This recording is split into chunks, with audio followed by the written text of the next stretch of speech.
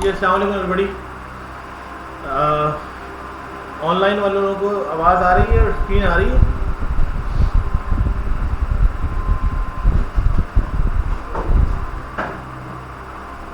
जी जी please. जी जी आप लोग online वाले Ishwa, Habib and Saif, can you hear me?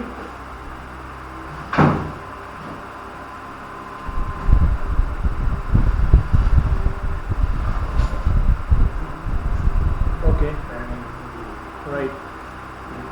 Screen पे आप लोग नज़र आ रही है?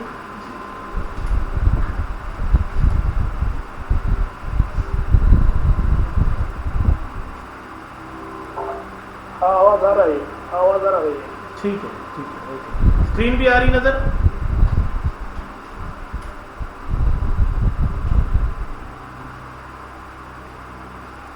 चलें ठीक है। Okay, first of all, welcome to 3D Educators, Trainers and Consultants. My name is Dr. Mohammad Shahid Waqar and I am the Group President of 3D Group. Today basically the program is the CIA Certified Internal Auditor. What is the program about it, and what is the importance of the program, and what is the worth of the program, and internationally how this program is so much recognized. In shortest path, you may get the international credential, highly accredited certificate in which is gear up to you the head of internal audits. तो आज जो internal audit के हवाले से थोड़ा सा हम पहले जानेंगे कि व्हाट इज़ इंटरनल ऑडिट। उससे पहले आप लोगों से कुछ सवालात होंगे मेरे। If you can contribute that is wonderful. We are going to talk about the audit. Okay, so can anybody tell me what is audit?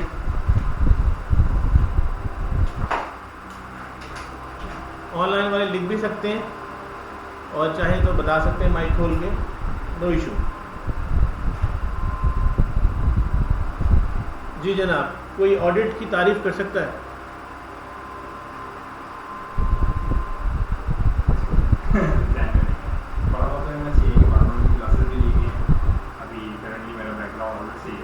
अच्छा, आपकी नज़र में ऑडिट क्या है? ऑडिट जो भी किसी कंपनी की जो पॉलिसीज़ हैं ये जो इंटरनल ऑडिट में आता है। ऑडिट तो बेसिकली आपके पास एक ऑब्जेक्टिव के हिसाब से जो हमारे किसी भी ऑर्गेनाइजेशन के जो वो फैक्टर्स हैं जो उसके जो गोल्स हैं उस ऑर्गेनाइजेशन के उन गोल्स को मीट करने में जो भी फैक्टर्स उसको रोकते हैं उनको हाईलाइट करते हैं बेसिकली ऑडिट में, और अपनी जो है कुछ रिकमेंडेशंस और रिस्क को हम हाईलाइट कर रहे हैं।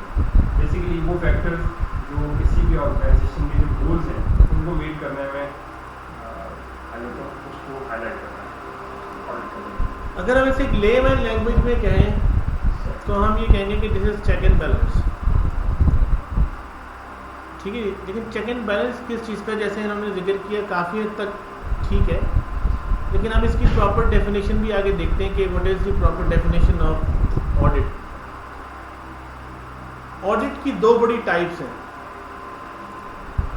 There are two big types of audit.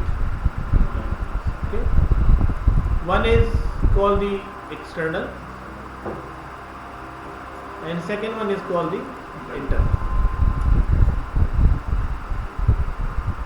जब हम किसी बात करते हैं एक्सटर्नल ऑडिट की तो it always we talk about the financial audit. जब भी हम एक्सटर्नल ऑडिट की बात करेंगे इसका मतलब ये कि ये पर्टेन कर रहा है एक्सटर्नल ऑडिट या फाइनेंशियल ऑडिट। इसमें जो असाइनमेंट्स होते हैं फाइनेंशियल के अलावा कुछ असाइनमेंट्स होते हैं वो फिर एक्सटर्नल ऑडिट में नहीं आएंगे। अब आते हैं इंटरनल ऑडिट का। Internal audit is a big domain. किसी भी किस्म का ऑडिट इसके अलावा अगर है, inventory audit, administrative audit, legal audits, HR audits, IS audit, IT audits and so on. Rest of the all type of audits basically fall into the category of internal audit. What about the financial audit? Financial audit external, internal audit type है ये type. हम लोग क्या करते हैं, हमारी terminology में बड़ा फर्क है. This a type of audits, right. आप जो कर रहे हैं वो ऐसा है नहीं, जो आप सुन रहे हैं वैसा है नहीं, जो आप बोल रहे हैं ऐसा भी नहीं है. तो हमने क्या किया हुआ है, हम कर तो रहे हैं लेकिन हमें पता नहीं हम क्या कर रहे हैं. बहुत सारी ऐसी चीज़ें आपके सामने आएंगी अभी जो आपको पता चलेगा कि एक्चुअली ऑडिट की दुनिया क्या है. सो अभी तो हम ये देख रहे हैं कि वो उनकी कैटेगरी उसकी कहाँ पर आ रही है ना. यानी कि वो अगर हम बात करते हैं एक्सटर्नल ऑडिट की, तो उसकी टाइप का मतलब है कि एक्सटर्नल तो फाइनेंशियल ऑडिट जो होंगे बस वो एक्सटर्नल ऑडिट से पर्टेन करते हैं. इंटरनल ऑडिट है तो जितने भी अलग ऑडिट अब इसके अलावा होंगे वो सारे के सारे इंटरनल ऑडिट में फॉल करेंगे. जो फाइनेंशियल ऑडिट भी इंटरनल में फॉल करेगा या नहीं? नहीं करेगा. जब अलग हो गया तो कहाँ से करेगा. इंटरनल ऑडिट दुनिया है पूरी है. अच्छा, अब ऑडिट इज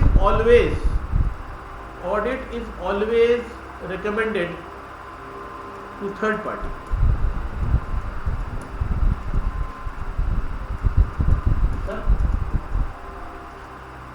आईएएस और आईटी ऑडिट्स में क्या फर्क है? आईटी ऑडिट का स्पेक्ट्रम बहुत बड़ा है.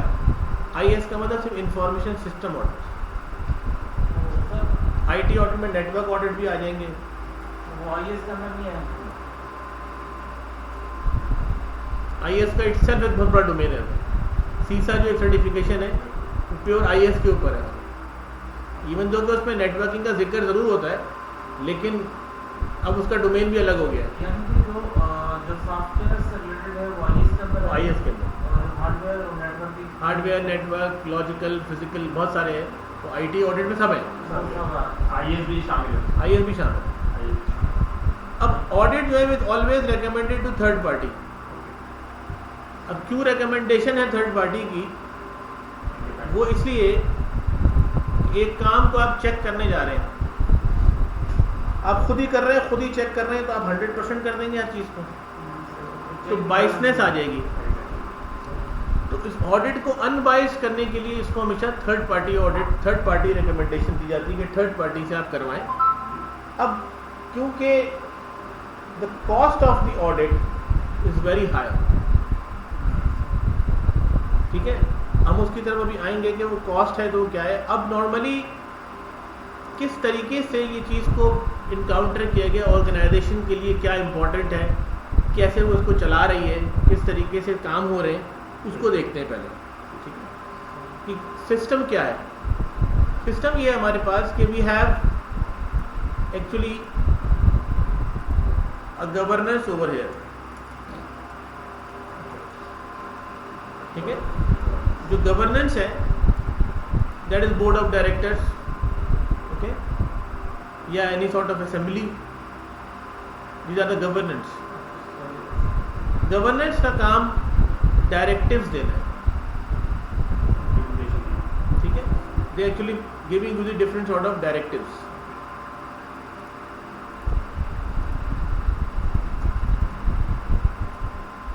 And pertain to this part है.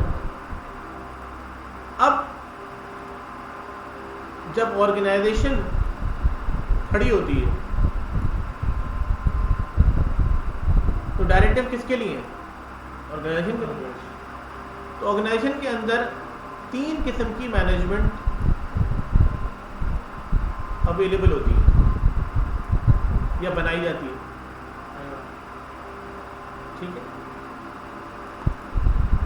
एक है टॉप मैनेजमेंट, दूसरी है मिडिल मैनेजमेंट, तीसरी है लोअर मैनेजमेंट.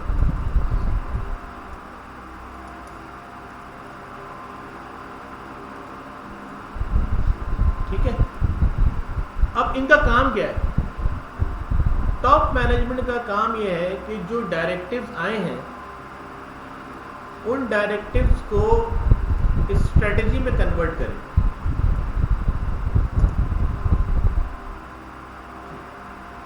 स्ट्रेटेजी क्या होती है? Strategy is the to set the direction of the organization. Policies बनाना, पॉलिसी बनाना खाली, Policies. सिर्फ एसओपी नहीं, पॉलिसी डायरेक्शन देना with respect to any policy. Direction, strategy, policy एक ही चीज है। मिडिल मैनेजमेंट का काम है कि उसको प्रोसेस में कन्वर्ट करना या प्रोसीजर बनाना या एसओपी बनाना। एसओपी, प्रोसेस, कंट्रोल्स, ठीक है, डिजाइन, इम्प्लीमेंटेशन मिडिल मैनेजमेंट करवाएगी।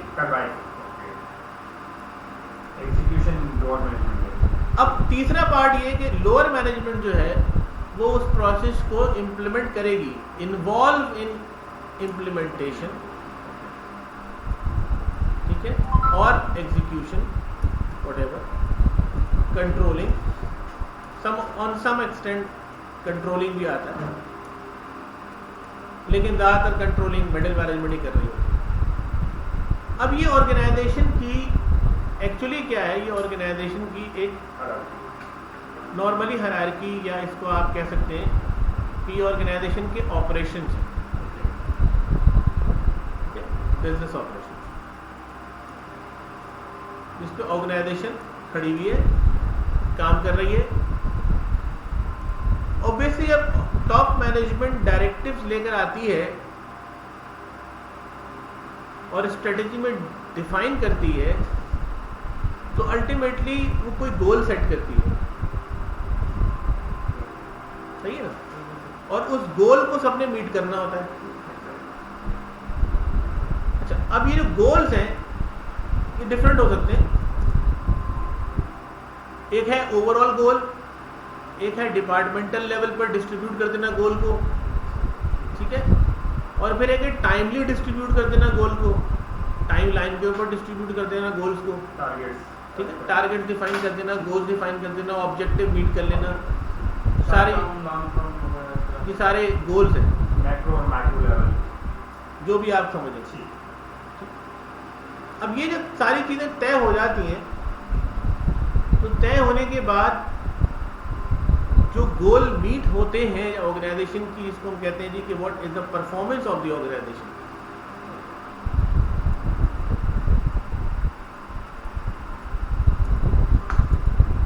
तो वो परफॉर्मेंस जो है ऑर्गेनाइजेशन की बाकायदा तौर पर उसके कुछ KPIs पर निकाली जाती है, इंडिकेटर्स होते हैं दोनों के। जिनके गोल्स होंगे उनके सब करने वाले तो एम्प्लॉई हैं, तो पहले ऑर्गेनाइजेशन अपने डिफाइन करेगी, फिर एम्प्लॉय को देगी कि तुम करो, तभी वो KPIs मीट होंगे। अब वो KPIs जो हैं, एक तो ऑर्गेनाइजेशन खुद निकाल लेती है, क्योंकि उसके अपने ऑपरेशन लेवल के ऊपर चीज़ें डिफाइन हुई भी होती हैं, कंट्रोल डिफाइन होते हैं, वो उसका एक समझ लें कि एक अपने आप एक ऑडिट चल रहा होता है, कंटिन्यूस ऑडिट समझ लें वो कर रहे होते हैं, लेकिन वो ऑडिट होता नहीं है। That is the operational figure of the organisation, ठीक है, कि ऑर्गेनाइजेशन की एफिशिएंसी लेवल क्या आ रहा है, क्या कॉस्ट थी, क्या आउटपुट आया, क्या प्रॉफिट हुआ, तो ऑर्गेनाइजेशन अपने आप को उसी से मेजर कर रही होती है। एक एस्पेक्ट होता है उसका जो कि वो मेजर कर लेती है, वो है फाइनेंस। अच्छा, कुछ अच्छी ऑर्गेनाइजेशन है तो वो अपने परफॉर्मेंस अप्रेजल्स के लिए KPIs बना के HR उनको ऑडिट कर रहा होता है।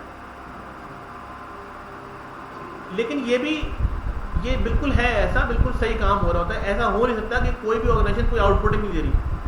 हर ऑर्गेनाइजेशन कोई ना कोई आउटपुट जरूर देती है।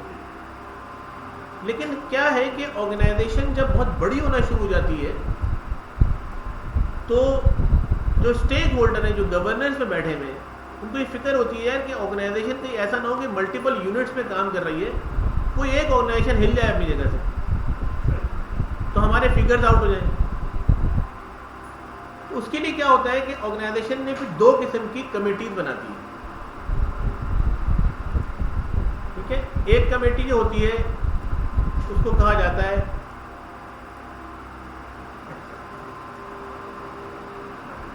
Management committee.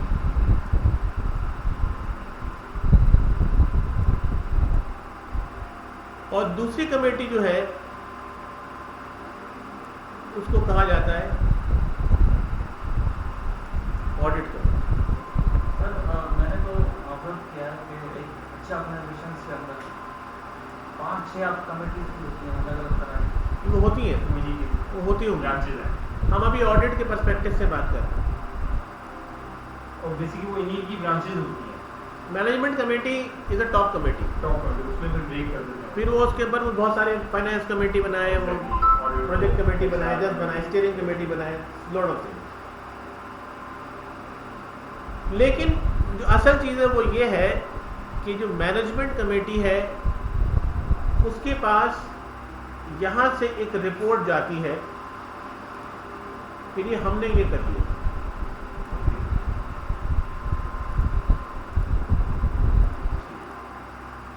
सही है। और जाहिर बात है कि वो रिपोर्ट जो है वो इम्पोर्टेंट है। मैनेजमेंट कमेटी जो है उसके अंदर गवर्नेंस के भी एक आध दो लोग होते हैं, मैनेजमेंट जो नीचे टॉप मैनेजमेंट है उसके भी लोग होते हैं, और एक आध दो लोग बाहर से भी होते हैं, नॉन एग्जीक्यूटिव। उसके बाद हमारे पास एक कमेटी होती है जो कि ऑडिट कमेटी है। अब ऑडिट कमेटी जो है उसके अंदर भी गवर्नेंस के लोग होते हैं, लिया जाता है उनको, और उसके अंदर इटसेल्फ अपने भी लोग होते हैं, ठीक है, और बाहर से भी लोग होते हैं। यानी गवर्नेंस का इसका मतलब है गवर्नेंस के कुछ लोग इधर भी होते हैं, गवर्नेंस के कुछ लोग उधर भी होते हैं, कंट्रोल रखने के लिए। ऑडिट कमेटी क्या करती है कि ऑडिट कमेटी सबसे पहले उसका काम ये है कि वो हायर करती है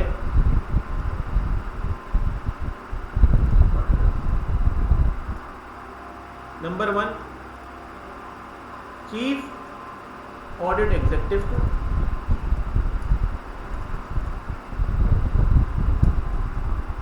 या इसको हेड ऑफ इंटरनल ऑडिट कहते हैं, CAE। सर अब जैसे ये हम तो पाकिस्तान में बैठे हैं, यहाँ पे कंपनी ऑडिटर्स अलग है। हम अगर जब CAE पढ़ेंगे तो ये इंटरनेशनल लॉ के हवाले से हम पढ़ेंगे। लॉ की तो बात ही नहीं हो रही ना, लॉ नहीं, अभी कोई लॉ की बात ही नहीं हो रही, अभी तो सिस्टम की बात हो रही। सारी दुनिया के ऑडिट ऐसे ही काम करते हैं। अब कंपनी टू कंपनी वेरी कर सकता है कि बहुत सारी कंपनियों को पता ही नहीं है कि करना क्या है, कंपनी तो खोल ली उन्होंने लेकिन उनको ऑडिट का ही नहीं पता। ये सर हमें यही चीज़ बताएगा कि जिस कंट्री में जो लॉ चल रहा है उसको आपने किस तरीके से किया अभी आ रहे हैं, आता है। बहुत कुछ है, वो अलग बहुत कुछ है। अभी बात ये समझे कि हमारा सिस्टम कैसे काम करेगा, ये करता है, क्यों है ये system. Chief audit executive hire करेगा ऑडिटर्स को। अब उसमें कुछ सीनियर ऑडिटर्स भी होंगे, उसमें कुछ जूनियर ऑडिटर्स होंगे, और टाइम टू टाइम हो सकता है कि फॉर द टाइम बीइंग भी हायर कर ले कुछ स्पेशलाइज्ड ऑडिटर्स होंगे। तो सीनियर ऑडिटर्स, ठीक है, जूनियर ऑडिटर्स,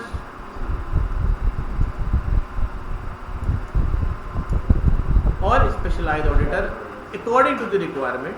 अगर जरूरत है तो करेंगे, वरना नहीं करेंगे। टीम बनाएंगे।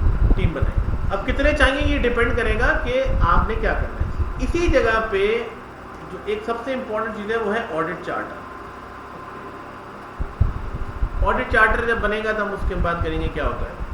ऑडिट चार्टर बाकायदा तौर पर अप्रूव होगा गवर्नेंस से। ऑडिट चार्टर पहले ऑडिट कमेटी के पास जाएगा, ऑडिट कमेटी उसको गवर्नेंस से अप्रूव करवाएगी कि ये ऑडिट चार्टर। सर यहाँ गवर्नेंस से थोड़ा सा गवर्नेंस से क्या, board of directors, executive non executive दोनों, बोर्ड ऑफ डायरेक्टर में जो भी है, जो भी आप, ओके, बोर्ड ऑफ डायरेक्टर में जो भी, जो उसके स्टेक होल्डर हैं, जो असल में उस ऑर्गेनाइजेशन को जिन्होंने शुरुआत करने के लिए स्टार्ट किया।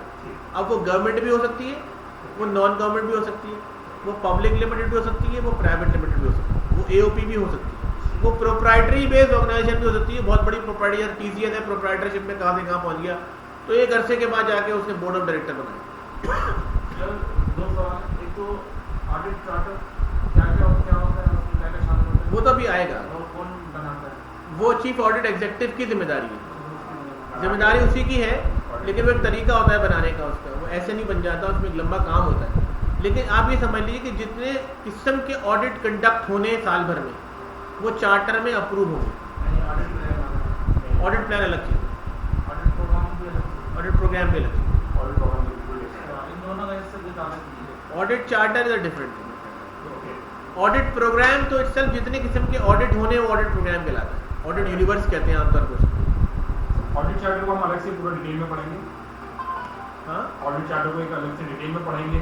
जी जी, उसमें सारी चीज़ें हम पढ़ेंगे, जो भी सारी चीज़ें वो उसको हम देखेंगे डिटेल में क्या क्या चीज़ें होती हैं। तो नमक बस जी कि ऑडिट चार्टर एक अलग चीज़। अलग से। वालेकुम सलाम। हाँ सर, क्लास में हो ज़रूरी। हाँ है।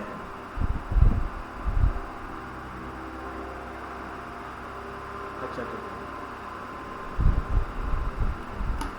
मैं थोड़ी देर में तुम्हें शेयर करता हूँ।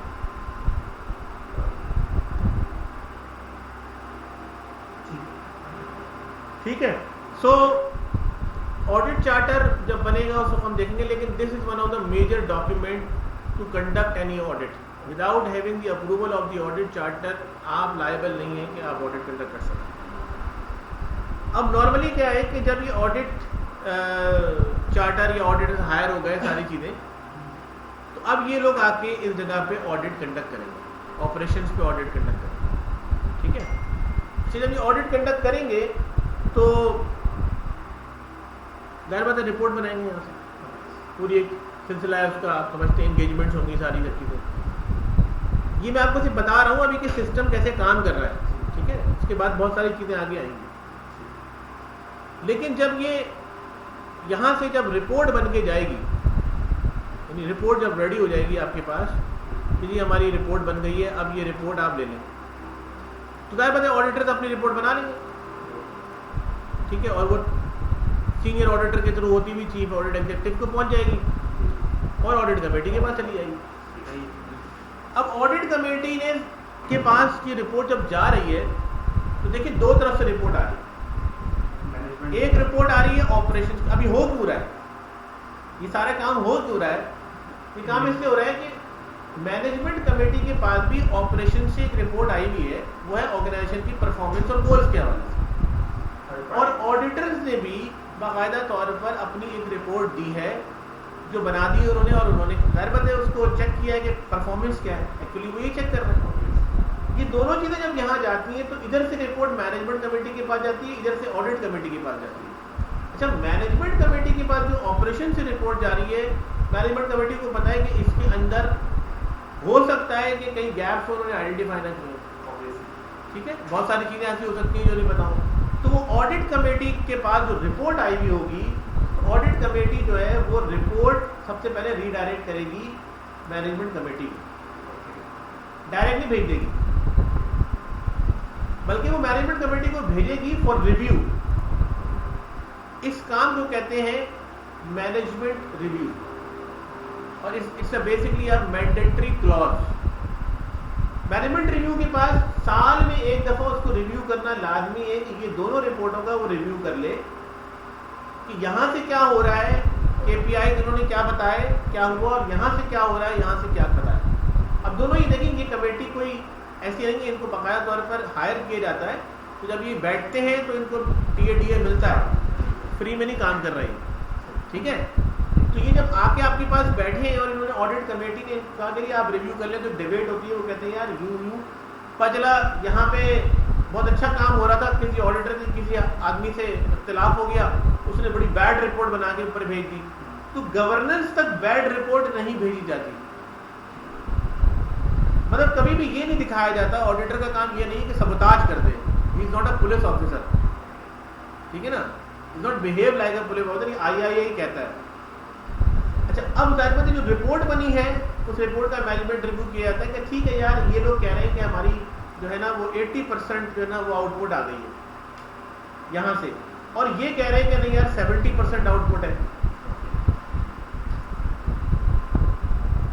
सही है। तो ये 80% और 70% में 10% का डिफरेंस आ रहा है जो ऑडिटर कह रहे हैं, तो जरा बैठ के देख लेते हैं क्या है। हो सकता है बहुत सारे ऐसे गैप्स हो रियल टाइम पे वाकई आइडेंटिफाई ना हो, और हो सकता है कि ये रिपोर्ट इस हद तक ठीक ना हो। तो हो सकता है कि इन दोनों को मिला के 75% की रिपोर्ट तैयार हो जाए, और वो कहना चाहिए कि आप नहीं कि बाकायदा तौर पर 1-to-1 बेसिस के ऊपर डिबेट होगी और उसको रिजॉल्व किया जाएगा। अगर कोई कॉन्फ्लिक्ट है तो उसको भी रिजॉल्व किया जाएगा, और ये काम है ऑडिट कमेटी का कि वो रिजॉल्व करे। ठीक है, जब वो रिजॉल्व करेगी तो अब वो मैनेजमेंट को पूरी की पूरी आपके सामने एक यानी कि वो आपको पिक्चर भेजेगी कि भैया अब ये आपका पास अब जो रिपोर्ट आ रही है ये ओवरऑल भेजेगी ऑडिट कमेटी, भेजेगी ऑडिट कमेटी मैनेजमेंट। हाँ, लेकिन ये भी भेजेंगे, ये अपनी भेजेंगे, ठीक है, और ये अपनी भेजेंगे, वो अपनी भेजेंगे, दोनों भेजेंगे। पता सबको चल जाता है, क्यों? क्योंकि दोनों जगह मेंबरान मौजूद हैं। इधर 2 मेंबरान है, 20 लोगों का गवर्नेंस का कोरम है, तो हो सकता है कि 2 इधर बैठे हो, 2 इधर बैठे हो, तो क्या है। अब गवर्नेंस को ये पता होता है कि यार हमारे पास जो लोग काम कर रहे हैं ऑलमोस्ट उनकी 70% से ऊपर आना चाहिए परफॉर्मेंस। गवर्नेंस को इस बात का इत्मीनान होना चाहिए कि ऑर्गेनाइजेशन डूब नहीं रही, इंप्रूवमेंट की तरफ है। तो ऑडिट का पूरा पर्सपेक्टिव जो डिजाइन किया गया है वो इसलिए डिजाइन किया गया कि ऑर्गेनाइजेशन में इंप्रूवमेंट आए, और इसका कोई मकसद नहीं है। इंप्रूवमेंट अगर नहीं आ रही है और ऑडिट कंडक्ट हुए चले जा रहे हैं तो बेकार है ऑडिट करना। ठीक है, सो और ऐसा हो नहीं सकता कि ऑडिट ऑर्गेनाइजेशन 100% पे काम कर रही है। दुनिया की कोई ऑर्गेनाइजेशन आज तक पैदा नहीं हो सकी जो 100% पे काम। ये 70% मैंने आपको लिखा है, ये बहुत इफेक्टिव ऑर्गेनाइजेशन होगी, वरना आमतौर पर जो ऑर्गेनाइजेशन 40%, 30% पे आप खड़ी हुई देखेंगे अगर आप सही मानों में उसका ऑडिट कंडक्ट करें। दरअसल मैंने जहाँ देखा है जिनकी KPI होती है वो 95% भी काम कर रहे हैं। वो 90 कैसे कर रहे होते हैं, मगर देखो वो फंक्शनल कंपनीज होती हैं, वो फिर KPIs होते हैं बाद दफा सेल्स पे। मिसाल के तौर पर यूनिलीवर है, अब यूनिलीवर ने अपना एक टारगेट सेट किया, उसका मार्केट शेयर है 6%, तो वो 6% को रिटेन अगर कर रहे हैं तो वो उसको 95% कह रहे हैं। लेकिन अगर मैं कहूँ कि आप 7% अपना क्यों नहीं करते, मार्केट शेयर क्यों नहीं बढ़ाते, तो वो कहते हैं पिछले 20 साल से हमारा मार्केट शेयर 6% है, हम 6% से ऊपर जा नहीं सकते, 0.1 बढ़ा ले, बहुत बड़ी बात। टारगेट्स भी ऐसे मीट होते हैं, टारगेट्स का भी मार्केट का एक फ्लक्स होता है, उस फ्लक्स से आप ऊपर जा नहीं सकते। ठीक है ना, यानी मैक्सिमम शेयर किसी भी कंपनी का मार्केट का 20% से ज्यादा नहीं हो सकता। ये बड़ी ऑर्गेनाइजेशन की बात आ रहा हूँ मैं, जो 6-7% पे, वरना तो 0.1%, 0.5%, 1% पे लोग काम कर रहे होते हैं। ठीक, तो ये तो है हमारा स्टैंडर्ड, मगर मैंने देखा कि जो सेटिया कंपनी होती है वहाँ पे ऑडिट कमेटी होती है, नॉलेज नहीं है ना, और बोर्ड ऑफ डायरेक्टर मतलब जो ओनर है एसेट उसको रिपोर्ट कर रहे होते हैं और उसी पे एक्शन लिया जाता है आपकी ऑडिट रिपोर्ट में। असल में बात यह है कि यह हम कहते हैं ना तालीम की कमी। तो बात यह है कि आप क्या एक ठेला चलाना चाहते हैं या आप एक ऑर्गेनाइजेशन चलाना चाहते हैं? अच्छा, ऑर्गेनाइजेशन और एंटरप्राइज में यही फर्क है। क्या फर्क है? बहुत बड़ा फर्क है। एंटरप्राइज जो होती है वो ऑर्गेनाइजेशन नहीं हो सकती। ऑर्गेनाइजेशन, हर ऑर्गेनाइजेशन को आप ऑर्गेनाइजेशन करें, लेकिन हर ऑर्गेनाइजेशन को एंटरप्राइज बनने के लिए बहुत कुछ करना पड़ता है, जिसमें वन ऑफ द एस्पेक्ट ये आपको जो दिखाया था। सो हम अगर ये तो हमने बात की वो कि हम हमारा ये जो पूरा जो ये सिस्टम जो हमने दिखाया है कैसे काम कर रहा है। अब होता क्या है कि क्योंकि ऑडिट कमेटी हायर कर रही है, ऑडिट कमेटी बात जगह पे नहीं होती, बात जगह पे डायरेक्ट जैसे आप कह रहे हैं चेयरमैन है, प्रेसिडेंट है, वो हायर कर लेता है। उनका इतना बड़ा सेटअप नहीं है कि मैनेजमेंट कमेटी बनाए, ऑडिट कमेटी बनाए, तो उनका जो प्रेसिडेंट है या चेयरमैन है वो अपने CEO है, वो डायरेक्ट हायर कर लेता है ऑडिटर्स को। अच्छा, वो ऑडिटर भी कंपनी में ही बैठ रहे होते हैं, ठीक है, लेकिन वो रिपोर्ट कोई CFO को या CIO को या CMO को या CTO को नहीं कर रहे होते, वो रिपोर्ट डायरेक्ट अपने चेयरमैन को कर रहे होते हैं। इसलिए कि उनको परफॉर्मेंस ही दिखानी हो, ठीक है, नॉर्मली। सो हमारे पास ये जो एस्पेक्ट है ये बड़ी ऑर्गेनाइजेशन के लिए, जैसे कि मैं बैंक्स की बात करूँ, state bank is a governors and all the banks basically are working as an operations bank. Every bank has their own management committee, but the audit committee is SECP, ठीक है जी। SECP के पास auditor chief audit executive hire होता है जो सारे bank का ऑडिटर है, ठीक है, और वो बेसिकली तमाम चीजों को देख रहा है इस तरह।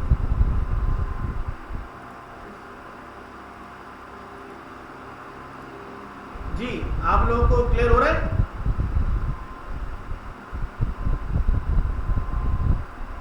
जी सैफ चले गए? जी अभी हाँ जी क्लियर है, बिल्कुल क्लियर है जी। ईश्वा आपको समझ में आ रहा है? खुश।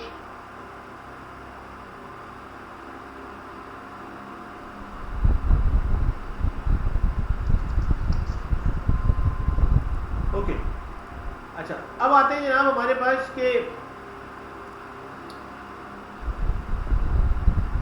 3D एजुकेटर्स का थोड़ा सा मैं आपको तारुफ करा देता हूँ। 3D एजुकेटर्स जो है is one of the organisation of 3D group. It's working in Pakistan, it's working in UK, it's working in Malaysia, it's working in Sri Lanka, it's also working in Somalia. और 25 साल पुरानी ये ऑर्गेनाइजेशन है। इस ऑर्गेनाइजेशन को global institute of international certification कहा जाता है। 16 इंटरनेशनल बॉडीज के साथ ये एसोसिएटेड है और 300 plus international accredited certified courses कराती है विद 500 प्लस सर्टिफाइड ट्रेनर्स। इसको मजीद देखने के लिए मैं आपको थोड़ा सा एक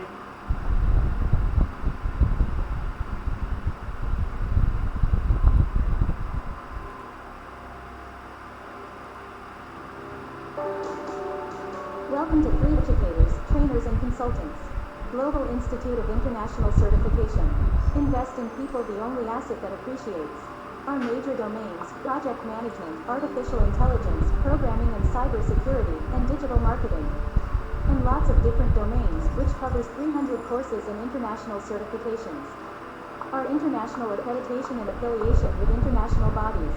Key features are 100,000 candidates have been trained, 500 plus accredited certified trainer since 1997, 200 plus comprehensive certifications, association with 16 international bodies, and presence in 4 countries.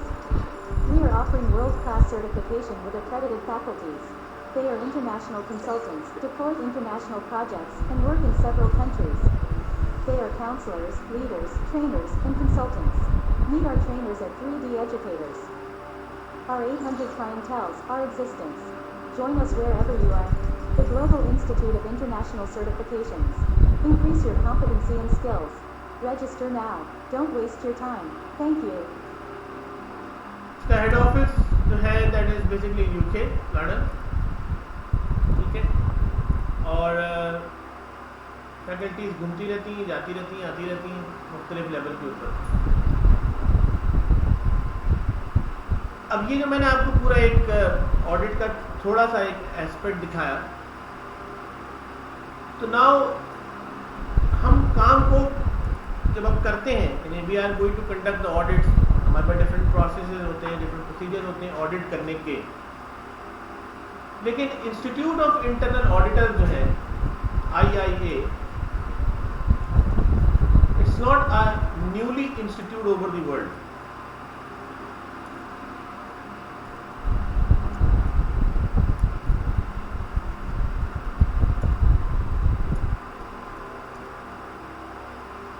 It's a 200 years old institute और ये एक बॉडी है। बॉडी एक दिन में नहीं बनती, बॉडी को बनने में सदियों लग जाते हैं। कोई भी बॉडी, जैसे मैं भी हेड कर रहा हूँ एक दो बॉडी को एज एशिया प्रेसिडेंट, तो ये बेसिकली क्या है, it's a consortium of experts.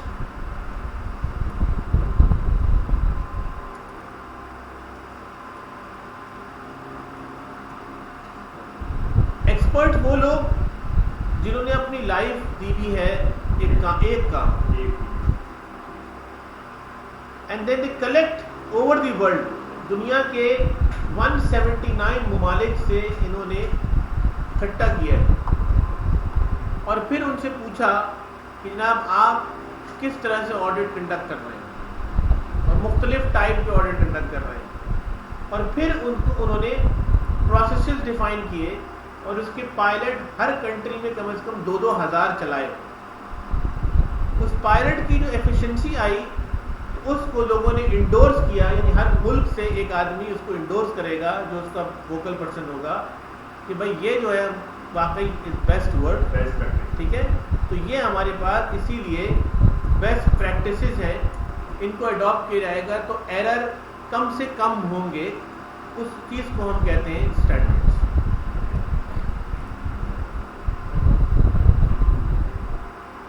When number of standards are basically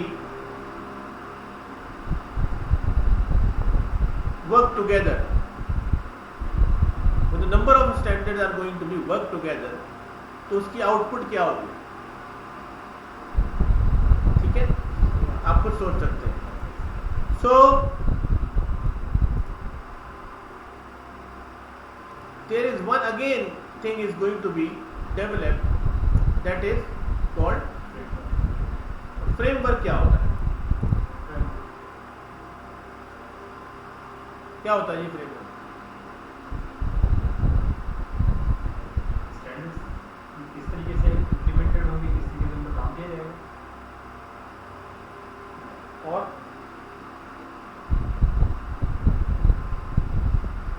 एक यूनिफॉर्मिटी स्टैंडर्ड, एक बाउंड्रीज, उसके अंदर रहते हुए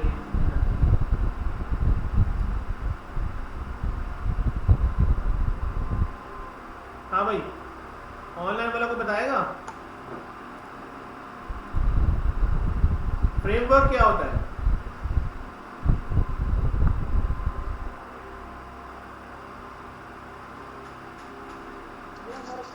मेरी नज़र से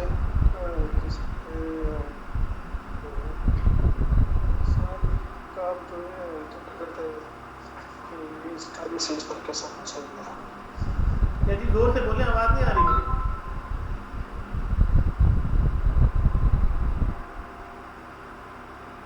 आप अपने अंदाजे से बताएं फ्रेमवर्क क्या होता है। चले पढ़े ना बहुत सारे फ्रेमवर्क।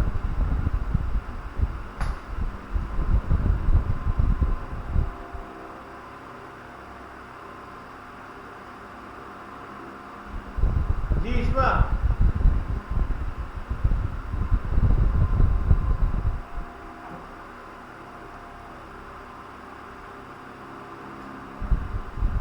कुछ आइडिया है?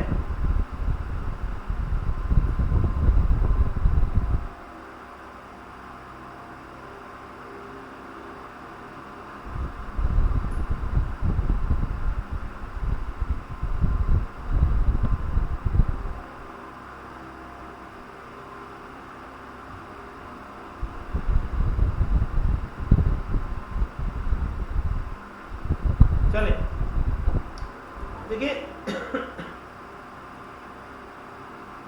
आप कोई अकेले कोई काम कर रहे होंगे तो हो सकता है कि आप वो काम बिल्कुल ठीक कर लें, लेकिन जब बहुत सारे लोग काम करेंगे तो ये जरूरी नहीं है कि वो काम ठीक हो जाए। तो आपको उनको सबसे पहले तो स्टैंडर्ड्स बताने पड़ेंगे और उस स्टैंडर्ड्स के अंदर भी पैरामीटर डिफाइन करने पड़ेंगे।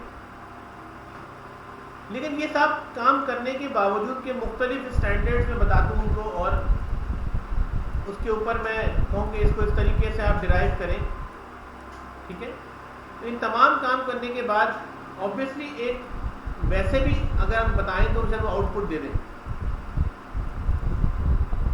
लेकिन एक सबसे बड़ा जो मैटर है वो ये है, ये लोग हैं, वो है गवर्नेंस के लोग जिनका पैसा लगा हुआ है, ठीक है। वो ये कहते हैं कि यार इसकी सेटअप चल जाएगा। फर्स्ट टाइम वो कहेंगे यार कि यार हम जब कोई नया काम करते हैं, नए प्रोजेक्ट्स करते हैं, तो वो हमसे कहते हैं कि यार ये हो जाएगा। आप इस बात की गारंटी देते हैं मुझे? जो गारंटी है कोई नहीं दे सकता। इस वर्ड को एक अच्छी इंग्लिश में कहा जाता है अश्योरेंस।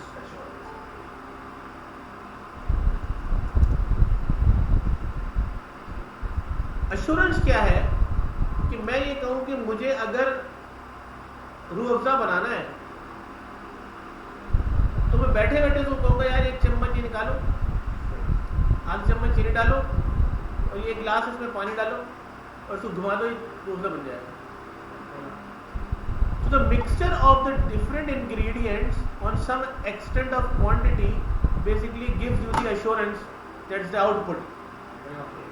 अब अगर मैं उससे कहूँ कि 1000 गिलास बनाने तो 1000 गिलास ही बन जाएंगे, कुछ और चीज़ें चाहिए होंगी यकीनी तौर पर। लेकिन जब एक बहुत बड़ी ऑर्गेनाइजेशन काम करेगी तो उस ऑर्गेनाइजेशन को मुख्तलिफ लेवल के ऊपर मुख्तलिफ चीज़ों से गुजारना और फिर उनको ये कहना कि हाँ जी आउटपुट आ जाएगी, तो पूछेगा कितने %?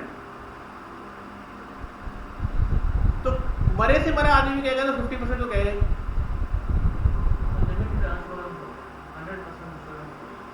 लिमिटेड तो अश्योरेंस का वर्ड ही लिमिटेड है, वरना गारंटी हो जाएगी। ठीक है, तो वो कहेगा सर 70% तो निकाल ही लेंगे। जितने भी दुनिया में स्टेक होल्डर जो पैसा लगाते हैं उनको पता है कि जितना पैसा लगा के उनको जो बताया जा रहा है उसका लेस देन 20% उनको रिसीव होगा।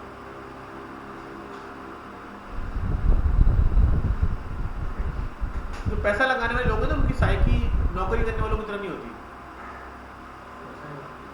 उनकी साइकी बिल्कुल डिफरेंट होती है।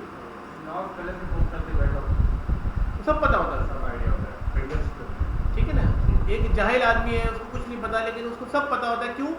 क्योंकि बिजनेस के अपने एक तरीकेकार, एक सोच है, बचपन से उसकी लर्निंग होती है।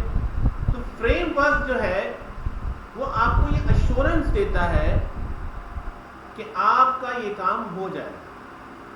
अगर चीफ ऑडिट एग्जीक्यूटिव ये कहे कि मैं इतने ऑडिटर हायर करूं और ये सब कुछ करवाऊं तो क्या ऑडिट कंडक्ट हो जाएगा?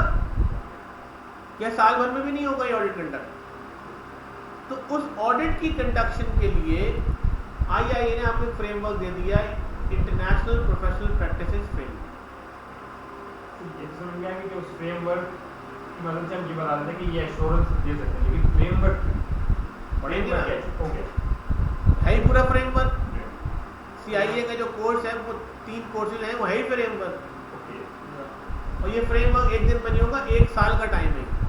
मतलब क्या प्रैक्टिसेस हैं जिसको यूज करते हुए हम इंश्योरेंस दे सकते हैं, ये फ्रेमवर्क है। जी वही ना, एक स्टैंडर्ड अप्लाई करके इन्फॉर्मेटिव।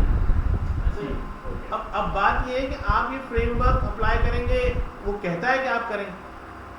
क्योंकि अगर आप आईआईए से सर्टिफाइड हैं, सीआईए सर्टिफाइड हैं, तो आपका काम है कि आप उस आईआईए के फ्रेमवर्क को अडॉप्ट करवाएं ऑर्गेनाइजेशन में,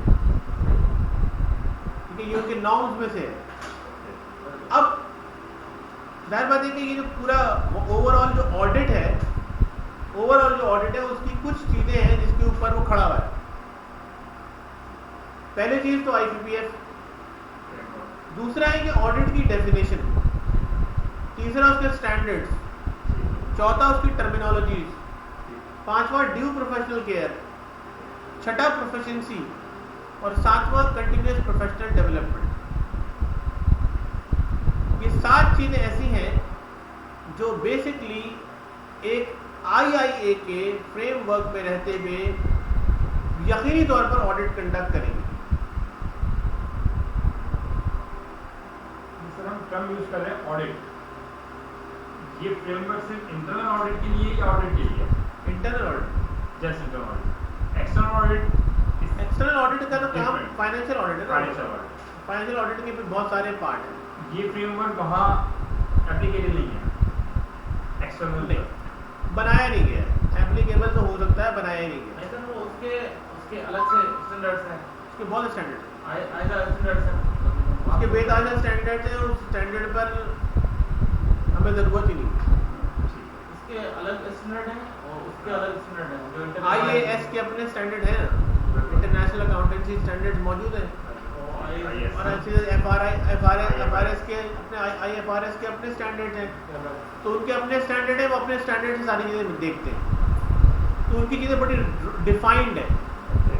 वाला फ्रेमवर्क मैं 1999 से ऑडिट कर रहा हूँ, ठीक है। कहाँ तक? और 200 प्लस मेरे ऑडिट्स होंगे, IAS ऑडिट्स और ISO ऑडिट्स। ISO का भी एग्रीगेटेड ऑडिटर हूँ, PCB कनाडा का, और उसका सर्टिफाइड एग्रीगेटेड ट्रेनर भी हूँ।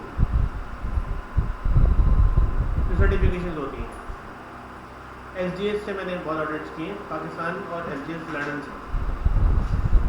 SGS पाकिस्तान SGS लंदन से, SGS पाकिस्तान से तो कम ये क्यों, ISO सर्टिफिकेशन वगैरह करवाते हैं। ISO सर्टिफिकेट कराते हैं, इंटरनल ऑडिट के भी चीज़ें लेते हैं। मुझे बहुत लोग बुलाते रहते हैं, KPMG वाले बुलाते रहते हैं, डिलॉयट वगैरह वाले, सब उस ज़माने में सब होता रहता है। अब तो मैं बहुत कम ऑडिट में जाता हूँ, तब कभी कोई कहता है कि यार आ जाओ, तो मैं कहता हूँ सैटरडे संडे फ्री है, उस दिन आ सकते हैं, उसको ही बुला लेते हैं। अब बात यह है कि इससे पहले इंटरनल ऑडिट के 1999 से लेके 2007 तक इंटरनल ऑडिट के कोई भी नॉर्म्स और नंबर्स डिफाइन नहीं थे। 2007 में एक और ऑर्गेनाइजेशन है, इसका नाम है ISACA, information system audit and control association, जिसकी सर्टिफिकेट सीसा है, CISA। मैं CISA भी हूँ, और मैंने पहले IS ऑडिट ही शुरू किए थे। CISA में 99 का CISA ही मेरा। तो इन दोनों के प्रेसिडेंट 2007 में बैठे। अच्छा, मैं 2003 में ISACA का एग्जामिनेशन बॉडी का मेंबर हूँ, तो मुझे पता चला कि पेपर कैसे बनता है, इंटरनेशनल पेपर बनता कैसे है, मतलब इससे पहले कोई आइडिया नहीं था, और बड़ा ज़बरदस्त एक्सपीरियंस था वो। तो 2007 में ISACA का प्रेसिडेंट और IIA का प्रेसिडेंट बैठे, और इन्होंने उस वक्त डिफाइन करवाए सारे नंबर्स जो भी आप देखेंगे। और 2011 में कहीं जाके इन्होंने ऑडिट के नंबर्स बाकायदा तौर पर जो है वो ऑफर किए। हमने यहाँ पे पाकिस्तान में मैंने आके दोबारा खोला है ये सारा, 2006 में आया हूँ, तो प्रॉपर तरीके से समझ लेके आना जाना लगा रहता अभी मेरा, लेकिन 6 से शुरू हुआ। तो उस वक्त 4 पेपर होते थे CIA के। फिर 2012 में कहीं जाके 3 पेपर हो गए, एग्जामिशन खत्म हो गई सबकी। नहीं, सिर्फ प्रोफेशनल सर्टिफिकेशन पे फुल चार्टर्ड अकाउंटेंट या ICMA का CMA या ACW का चार्टर्ड अकाउंटेंट या PIFA नहीं, या आपका सीसा सर्टिफाइड, CMA क्वालिफाइड, वो उनके लिए एग्जामिशन दिया था। लेकिन वो भी अब खत्म हो गए, अब 3 पेपर ही हो गए, तो कहानी खत्म हो गई। 2007 में हमने SCCP के साथ मिलके इस IIA को AGPR और AGP में और SCCP में रेगुलराइज करा दिया, और हमने कहा कि जो आदमी CIA करेगा तो वो हेड ऑफ इंटरनल ऑडिट होगा। लिस्टेड कंपनी में, जो लिस्टेड कंपनी की कंप्लायंस करे, लिस्टेड कंपनी, लिस्टेड कंपनी की कंप्लायंस, और वो बाकायदा अखबार देखिएगा 2007 अक्टूबर 10 का, उसमें हमने इतना बड़ा हमने नोटिफिकेशन और ऐड दे दिया कि ये अप्रूव हो गया SCCP। तो उस कमेटी का मेंबर भी था मैं। अब ये है कि ये बाकायदा तौर पर ये अगर कोई करता है गवर्नमेंट में भी, तो उसके 2 इंक्रीमेंट लगते हैं, उसको पता ही नहीं है, ठीक है। यानी IIA is an approved certification in AGP and AGPR and in taxation and in other financial institutions, banks, DFIs, everywhere, ठीक है। So 2011 में लॉन्च हुआ असल में स्टैंडर्ड, और ये सारे स्टैंडर्ड आप देखेंगे 1000 से लेके 3000 के अंदर अंदर सारे स्टैंडर्ड्स इंटरनल ऑडिट, उसमें IS ऑडिट के भी स्टैंडर्ड अलग से, कुछ यहाँ पर थोड़े बहुत हैं, वरना अदर साइड पे जाते हैं। सीसा में जो फाइनेंशियल ऑडिट है उसकी सीरीज 5000 से ऊपर शुरू, 5000 से ऊपर के नंबर से शुरू होती है। तो नंबर की स्टैंडर्डाइजेशन करते वही थे हम, लेकिन पहले कोई स्टैंडर्ड डिफाइन नहीं था, अब स्टैंडर्ड डिफाइन। तो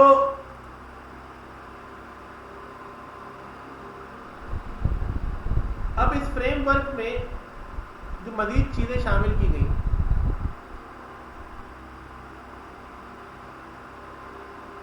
कि इंटरनल ऑडिट स्टैंडर्ड बोर्ड, यानी आपके पास जो वहां पे IIA में है, IIA खुद इसको साल भर में नहीं करा रहा है, IIA इसको 2 साल में करा रहा है, इस कोर्स को 2 साल में ट्रेनिंग करा रहा है वो, इसकी ऑनलाइन ट्रेनिंग 1.5 साल में करा रहा है। सर 1 साल आप इस मतलब तीनों पेपर 1 साल में हम दे सकते हैं, इस हिसाब से आप कह रहे हैं? मैं क्या करूंगा, देखिए मैं आपको बता रहा हूँ, जैसे मैं अभी आपको शुरू कराऊंगा, तो पार्ट 1 हम शुरू करेंगे 6 बजे से, कुछ लोग 7 बजे से कह रहे थे, तो लेट्स सी 6 बजे हमने रखा है, 7 बजे का जो टाइम है एटलीस्ट 6 रखिएगा। हाँ, 6 से कम पे तो रख नहीं सकते, नमाज का भी टाइम आ जाता है बीच में, तो वो भी ब्रेक देना पड़ेगा हमें, वो तो खैर ले लेंगे, ब्रेक मसला नहीं है। अच्छा, उसमें भी है कि आप समझ लीजिए कि 1 महीने के बाद पार्ट 2 भी शुरू हो जाएगा। अच्छा, अब पार्ट 2 की क्लासेस 4 से 6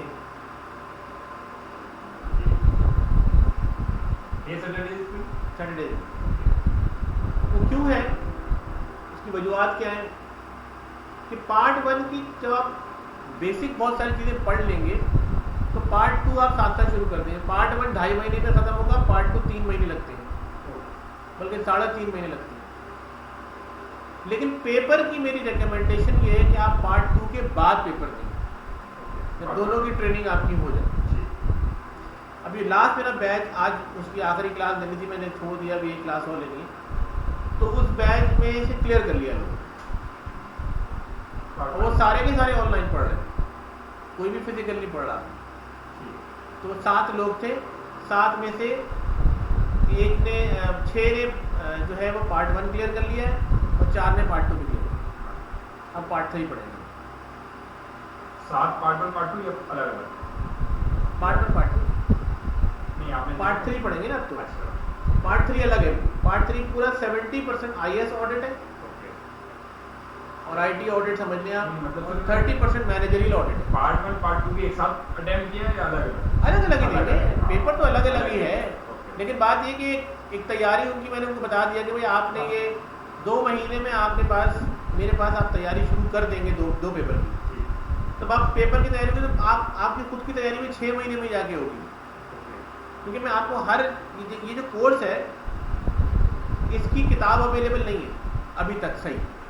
IIA का जो अपना मटेरियल है, इट्स नॉट सफिशिएंट।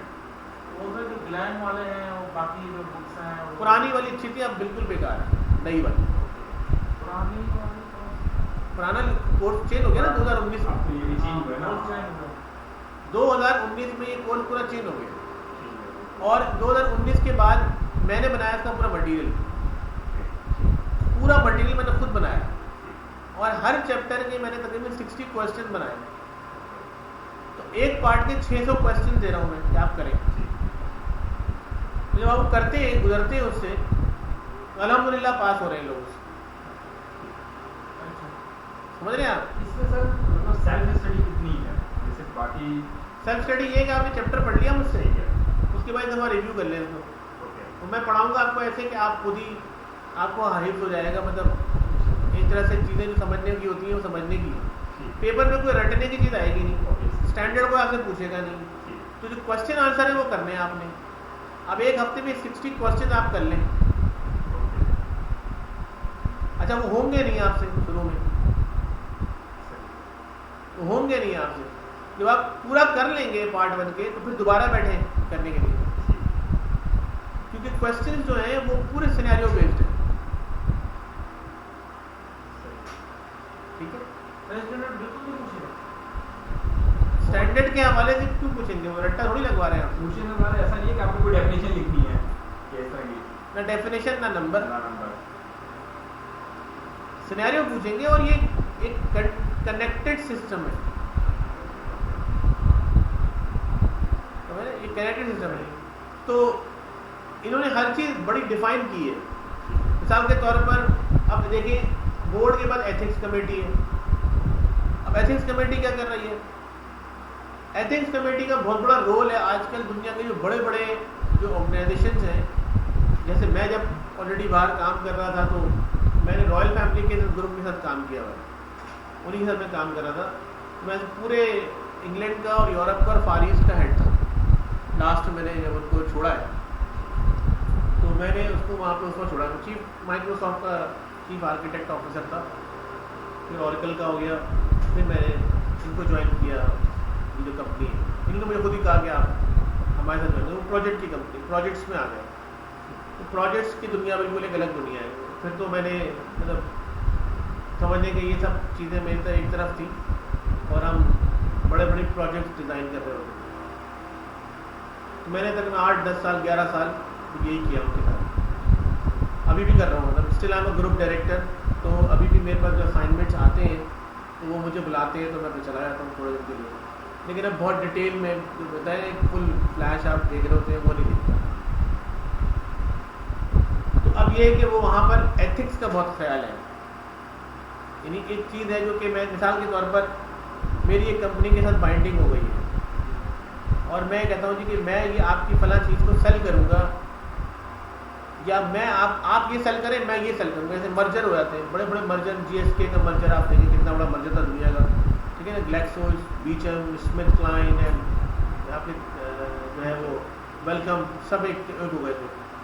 तो it's a big merger over the world. लेकिन कभी ऐसा आप नहीं देखेंगे कि कॉन्फ्लिक्ट आ रहा है। वेलकम की प्रोडक्ट अपनी का भी करेंगे, ग्लैक्सो की अपनी का भी करेंगे। कुछ उन्होंने कहा बंद कर देते हैं, कुछ चलाएंगे। पैसा क्योंकि बचाना था, वैक्सीन, कैंसर की वैक्सीन पर खर्च करना था। तो वो एथिक्स का ख्याल है वो बड़ा इंपॉर्टेंट है कि कमिटमेंट इज द कमिटमेंट। कि किसी को कुछ कहेंगे नहीं। Over the world nobody is going to shout to anybody and loud to anybody. अगर आपको कुछ नहीं आ रहा होगा तो वो आपसे कहेंगे thank you for your services. So that is ethics, part of the ethics. तो वो आपको यानी कि समझाएगा भी नहीं कोई, बताएगा भी नहीं कोई, वो आपसे ये कहेगा यार आप नहीं समझ में, आप दूसरे दिन जाएंगे मैं आपके पास कल से काम नहीं करूँगा, तो आपको कुछ कहेगा नहीं कि आप काम ना करें। वो आपको रोकेगा नहीं, हाथ नहीं पकड़ेगा, आपको चूमेगा नहीं कि मेरा काम बंद हो जाएगा, मत जाओ। तो वो मतलब यानी कि वो इस किस्म का कुछ सिलसिला वहाँ है। यानी आप ये दुबई से शुरू हो जाएगी आपकी कहानियाँ। इंग्लैंड तो बहुत आगे की चीज़ है, ठीक है। तो वो लोग तो किसी को नहीं, प्रोफेशनलिज्म पे कोई नहीं है। गलती कर देंगे तो शू कर देंगे आप। तो हमारी जितनी ऑर्गेनाइजेशन वहाँ पे खुली है तो 70,000 पाउंड खाली इंडेमिनिटी इंश्योरेंस होता है कि आपको ये कम से कम कराना है। अगर कोई शू कर देगा तो देंगे कहाँ से? तो वो बड़ा इस तरह के हेल्थ इंश्योरेंस सारे सब एथिक्स में आते हैं, सब एथिक्स में आते हैं। Guiding setting for due diligence, इस पर हम डिस्कस करेंगे कि ड्यू डिलिजेंस क्या होता है और गाइडेंस सेटिंग क्या होती है, इस हवाले से बात करेंगे। की elements of definition, overview of IPPF and mandatory guidance and strongly recommended guidance. Sir ये पार्ट 1 का हिस्सा है। ये सब ये बताया जा रहा है कि इंटरनल गवर्नेंस तो IPPF की है, यानी कि नॉर्मली वो talking about the IIA structure. IIA ने एक ऑडिट का स्ट्रक्चर के लिए क्या क्या चीज़ें बताई, ये पूरी ओवरऑल बात है। अब ये एक बहुत इंपॉर्टेंट चीज़ है, ये है वो डेफिनेशन इंटरनल ऑडिटिंग की जो आपको बताएगी एक्चुअली कि ऑडिट क्या होता है। सबसे पहली चीज़, इंटरनल ऑडिट इज इंडिपेंडेंट। आप पर किसी का जोर नहीं है। अगर आपको कोई काम कह दिया गया है तो you are totally independent but objective assurance. ये नहीं है कि आपको कहा गया ऑडिट करो इन्वेंट्री का और आप जाके घुस रहे कहीं और भी कि मैं यहाँ का भी ऑडिट करूँ। So it's objective assurance and sometime consulting activity. आपको एज अ ऑडिटर में हूँ, मुझे बहुत सारी जगहों पे अब मैं क्योंकि कंसल्टिंग करता हूँ तो मैं वहाँ का ऑडिट नहीं कर सकता। तो मुझे आके कहते हैं यार हमारे प्रोसेस डिफाइन करवा, हमारी चीज़ें डिफाइन करवा, ठीक है। और ये उससे बड़ा काम होता है कंसल्टिंग के काम। तो it's a consulting activity design to add value. अब हम उनको वो चीज़ जो बता कर आते हैं उनकी वैल्यू ऐड करता है and improve an organisation operation. क्या चीज़ आई है कि ऑडिट जो है वो ऐड करता है वैल्यू और इम्प्रूव करता है ऑर्गेनाइजेशन के। फर्दर क्या करता है, it helps in organization accomplishes its objective, यानी कि वो हेल्प करता है कि ऑर्गेनाइजेशन के ऑब्जेक्टिव कैसे मीट होंगे। How, by bringing a systematic, यानी एक बाकायदा तंजीम के साथ, एक बाकायदा नॉर्म्स के साथ, पॉलिसी के साथ, रेगुलेशंस के साथ, गवर्नमेंट रेगुलेशंस के साथ, ऑर्डिनेंस के साथ, बाय डिसिप्लिन्ड अप्रोच, ठीक है, टू इवैल्यूएट। इवैल्यूएट कब करेंगे आप, जब आप किसी को कुछ देंगे, without giving to anybody evaluation नहीं कर सकते आप। आपने इवैल्यूएशन करनी है जब आपने उसको दे दिए सारे resources, without giving the resources आप कहेंगे तुम काम करके दिखा दो, तो ये इवैल्यूएशन नहीं हो सकती।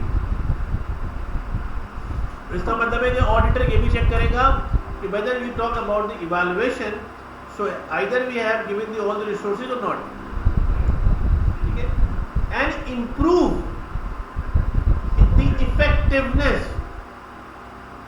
Effectiveness means the output of the organization. Whatever the efficiency is a different thing. Effectiveness is a different thing. The output, actual what is the output with defined by the resources of risk management. Now new processes, हम अभी तक operational effectiveness की बात करते हैं।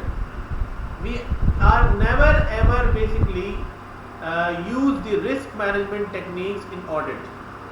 Now this course which is already being changed in 2019, तो ये पूरा का पूरा अब रिस्क बेस्ड हो गया और पूरी दुनिया चेंज हो गई है रिस्क पे।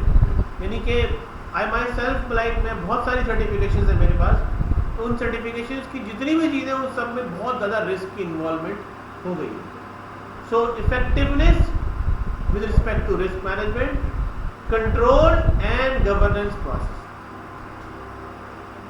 यू सी कि इंटरनल ऑडिट की डेफिनेशन अगर सही से कंप्लाई हो जाए तो वो ऑर्गेनाइजेशन को कहां ले जाएगी।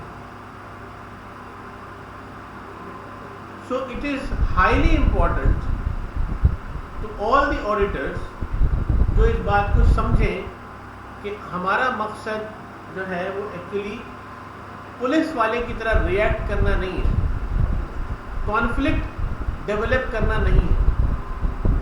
हमारा मकसद जो है वो इम्प्रूवमेंट लाना है और अगर कोई डेलिबरेटली नहीं कर रहा तो उसको थोड़ा सा स्पेस भी देना चाहिए। ये नहीं कि हर चीज़ उठा के आपने देखी और आपने नॉन कंप्लायंस पे लगा दी। स्पेस कैसे देगा? के तरीके होते हैं, स्पेस कैसे देंगे आप? आपने सर एक नॉन कंप्लायंस ऑर्गेनाइजेशन का करेगी, अगर आप उसको रिपोर्ट नहीं करते वो इम्प्रूव भी नहीं हो रही, वो देखी जाएगी कि आया कि वो नॉन कंप्लाइंट मेजर है कि माइनर है। अगर वो बहुत मेजर है तो रिपोर्ट करेंगे, माइनर है तो उसको स्पेस देंगे, टाइम देंगे। और नॉर्मली मेजर जो कंप्लाइंसेस हैं वो तो छोड़ते नहीं हैं, वो तो एनी हाउ कराते हैं, ठीक है। तो उसको करवाया जाता है, उसके तरीके कि उसको करवाया कैसे जाएगा। एक ऑर्गेनाइजेशन जो सेठी ऑर्गेनाइजेशन में उसमें ऑडिट का किसी को पता ही नहीं है, तो पहले तो आपको जाकर उसको ऑडिट सिखाना पड़ेगा। इसको हम कहते हैं स्टेज 1 ऑडिट।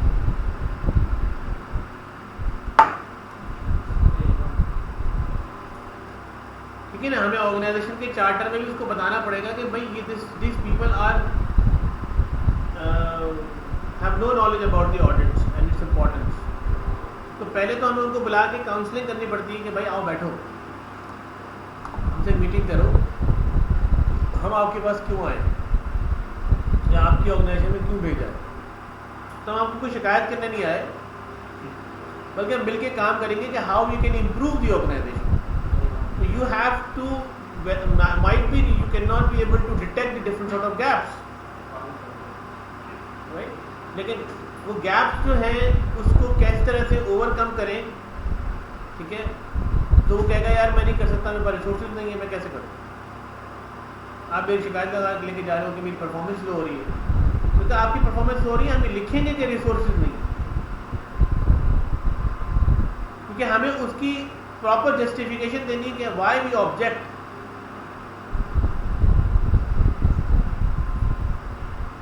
ठीक है ना, and why basically we are actually see the non compliance. आपको सब बता दिया गया है और फिर भी नॉन कंप्लायंस है, फिर मसला है। तमाम रिसोर्सेज भी हैं, आपको पॉलिसीज भी दी हुई हैं, उसके बाद भी नॉन कंप्लायंस। अब ये ज़रूरी नहीं है कि उस बेचारे का मसला हो, उस डिपार्टमेंट का या एम्प्लॉय का मसला हो सकता है मैनेजमेंट ही रिसोर्सेज ना दे रही हो।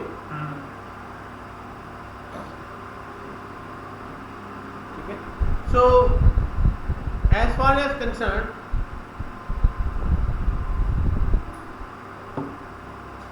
this definition should be very much understandable by the every auditor. उनको समझ आना चाहिए कि हम करने क्या जा रहे हैं। हमारी ज़िंदगी का एक ग्रुप चेंज हो जाएगा।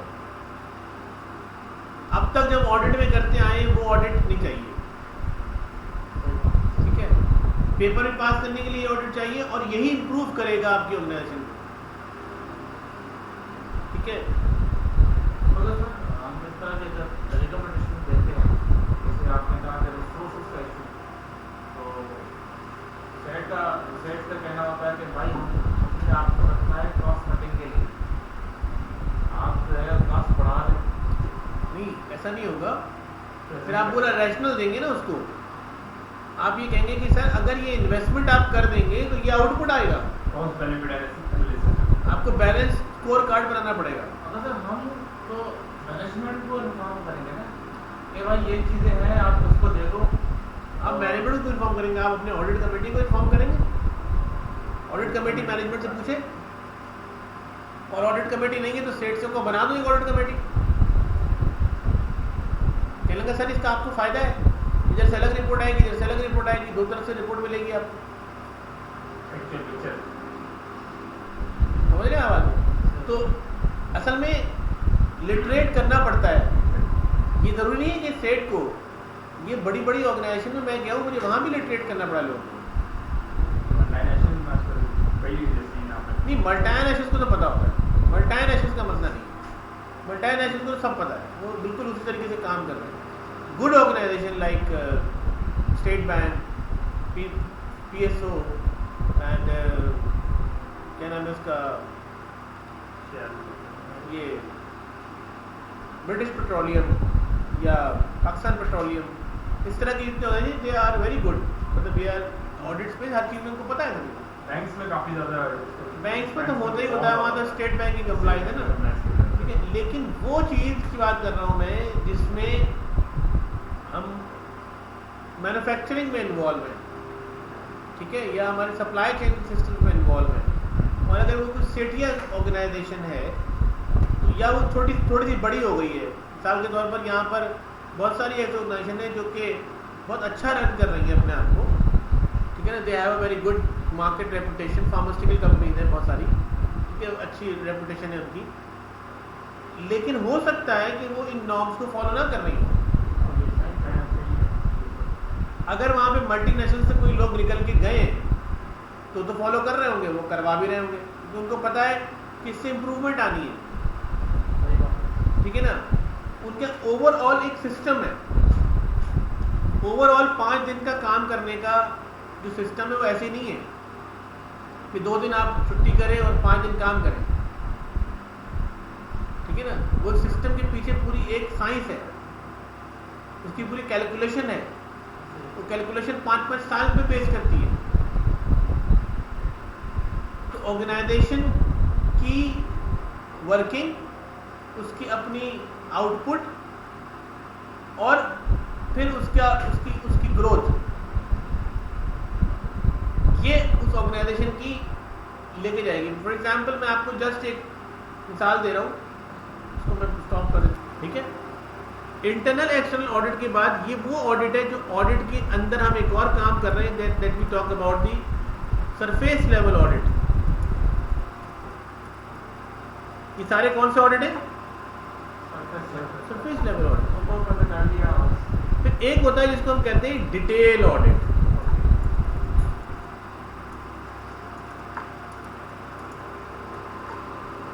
ठीक है जी।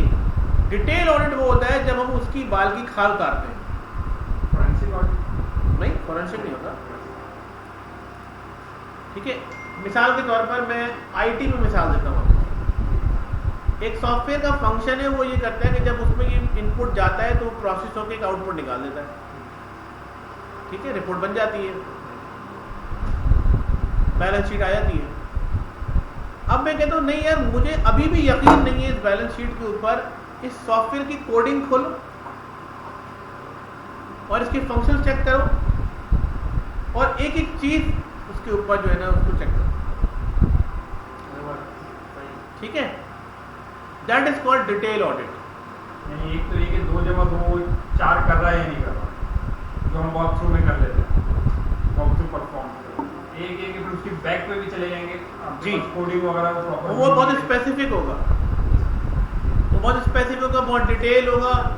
और जब वो डिटेल ऑडिट में जाएंगे वो महंगा भी होगा, टाइम भी लेगा, लेकिन उसके बाद जो चीज़ें ठीक होंगी वो बहुत कुछ होगी। वो प्रोसेस को ठीक कर देगा, प्रोसेस को ठीक करना, रूट कॉज एनालिसिस की तरफ चले जाएंगे आप। ठीक है ना। तो डिटेल ऑडिट होते हैं, वो बड़े स्पेसिफिक होते हैं, ऑर्गेनाइजेशन निकालती हैं। तो खैर आज मैंने आपको एक जनरल आइडिया दे दिया है